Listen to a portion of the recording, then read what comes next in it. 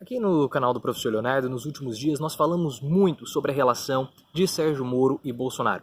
Porque praticamente todos os dias nós estamos tendo notícias sobre uma degradação, uma deterioração, melhor dizendo, da relação de Sérgio Moro com o presidente Bolsonaro. Moro sempre entrou no governo como sendo um trunfo para Bolsonaro e com o passar do tempo a importância de Moro para o presidente foi ficando cada vez menor a ponto de ele ser quase um apêndice do governo em termos de importância para a popularidade e manutenção de Bolsonaro no poder. Hoje Moro, no nosso ponto de vista aqui no canal do Professor Leonardo, é uma figura praticamente descartável. E mais uma vez nós temos que voltar aqui e abordar um assunto da relação de Moro com Bolsonaro, porque mais uma vez nós temos notícias que mostram que a relação não está indo tão bem. E dessa vez o Bolsonaro respondeu o seguinte para uma pessoa no Facebook: Moro não esteve comigo durante a campanha. Algo bem intrigante e que nós precisamos começar a entender também, que nós precisamos adicionar a essa nossa linha do tempo da relação entre Moro e Bolsonaro. Moro não esteve comigo durante a campanha, diz Bolsonaro sobre Moro. Em comentário no Facebook, Bolsonaro respondeu a um usuário sobre a participação de Moro durante a campanha presidencial de 2018. O presidente Jair Bolsonaro respondeu neste final de semana a um usuário do Facebook que lhe pediu para cuidar bem do ministro da Justiça, Sérgio Moro. Aí o Bolsonaro falou assim: Jair Messias Bolsonaro, cuide bem do ministro Moro. Você sabe que votamos em um governo composto por você, ele e Paulo Guedes. E aí Bolsonaro respondeu o seguinte, sem citar o nome do ministro da Justiça: com todo respeito a ele, mas o mesmo não esteve comigo durante a campanha, até que, como juiz, não poderia. Na época da campanha eleitoral, Moro era juiz federal em Curitiba, responsável por cuidar dos processos da Lava Jato. Bolsonaro indicou na sexta 5 nomes para integrar o Conselho Administrativo de Defesa do Consumidor, o CAD. Apesar do CAD ser formalmente ligado ao ministro da Justiça de Moro, o ministro não foi consultado e não teve influência nenhuma nas indicações. Moro também tem sofrido desgaste diante das tentativas de Bolsonaro de interferir na estrutura da Polícia Federal. No último sábado, em conversa com jornalistas, o presidente disse que todos os ministros têm ingerência minha e que foi eleito para mudar. Ao ser indagado sobre Moro, ao ser indagado a luz não está boa, ao ser indagado se Moro teria carta branca para atuar. Isso é muito interessante porque nós percebemos um claro e nítido desgaste da relação. Moro entrou muito forte no governo Bolsonaro, foi muito aplaudido. A presença de Sérgio Moro era uma figura para mostrar para os eleitores que Bolsonaro era de fato a mudança. A pauta moral ela foi a pedra angular de toda a campanha do Bolsonaro. Muitas pessoas falaram: nós precisamos votar em Bolsonaro para mudar o status quo. Foi o candidato anti-establishment, o candidato que disse que iria combater a corrupção, porque ele não era corrupto, não havia nenhum processo contra ele, grandes processos de corrupção, e ele iria mudar o que o PT fez nos últimos 13 anos. No Brasil, nos últimos anos, nós tivemos muitas notícias a respeito de casos de corrupção, prisão do ex-presidente Lula, impeachment de presidente. Então havia toda uma contaminação da nossa política e também da nossa classe política. O próprio João Dória conseguiu vencer as eleições para prefeito de São Paulo no primeiro turno em 2016, com um discurso de negação à classe política. Eu não sou político, eu sou um gestor. E por que esse discurso de João Dória colou tanto? Porque havia um desgaste com a classe política que já estava em curso a partir, nós podemos dizer assim, que se intensificou a partir das manifestações de junho de 2013.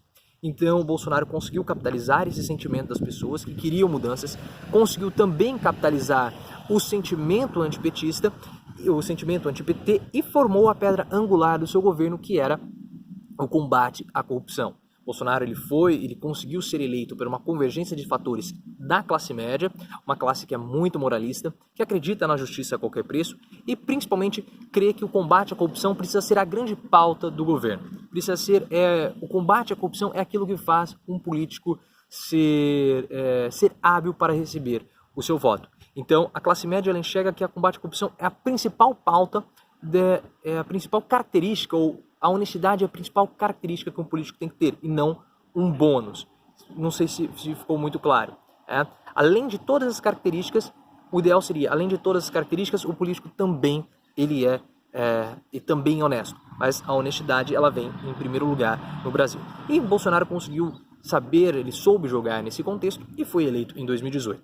Para confirmar que de fato ele seria a pessoa que combateria a corrupção, ele trouxe Sérgio Moro. que é o grande bastião da classe média de combate à corrupção. O super-herói Sérgio Moro, o Batman Sérgio Moro, aquela pessoa que vai fazer justiça pelas próprias mãos, que consegue encarar muito bem o sentimento da classe média brasileira. Tanto que quando você olha as manifestações, e nós tivemos uma manifestação recente, nós vemos muitas pessoas da classe média, pessoas que acreditam, que têm essa mentalidade do bandido bom é bandido morto, que acreditam, que olham para Moro e o enxergam como sendo de fato o verdadeiro super-herói.